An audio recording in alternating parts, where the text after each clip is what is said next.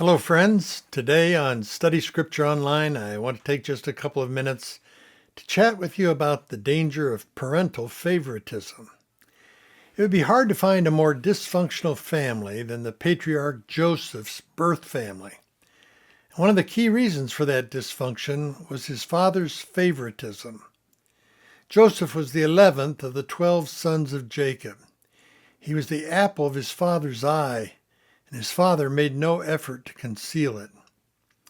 When parents play favorites, it sets into motion terrible twists and turns in the lives of children. The favored child rarely sees that he is being favored, but often becomes arrogant and irresponsible. The children who are neglected invariably suffer confusion toward the parent, resentment toward the favored sibling, and poor self-esteem.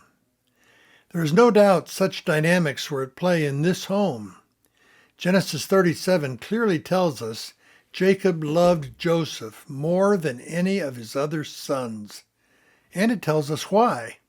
Because he had been born to him in his old age. There is undoubtedly a tendency for parents to be more lenient with their younger children. Furthermore, they often have more resources and tend to spend those resources more generously on the younger child.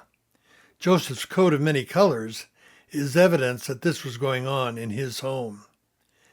The ultimate effect of Jacob's favoritism toward Joseph should not surprise us. We are told in verse 4, when his brothers saw that their father loved him more than any of them, they hated him and could not speak a kind word to him. Who is at fault here? Well, certainly the brothers are at fault, because hatred is a sin. In fact, the scriptures make it clear that it can be tantamount to murder. Still, I think Jacob is even more guilty than the brothers.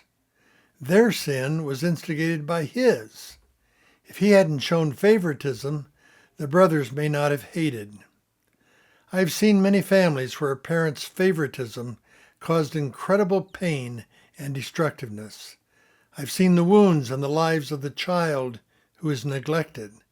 I've seen the resentment created between siblings when children were treated unequally in their parents' will, and the resultant hatred has broken families completely apart.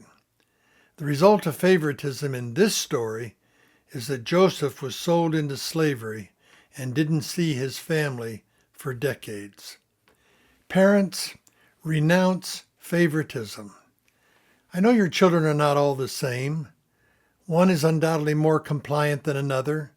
One may be a harder worker or more responsible with money, even more lovable than another. But don't play favorites.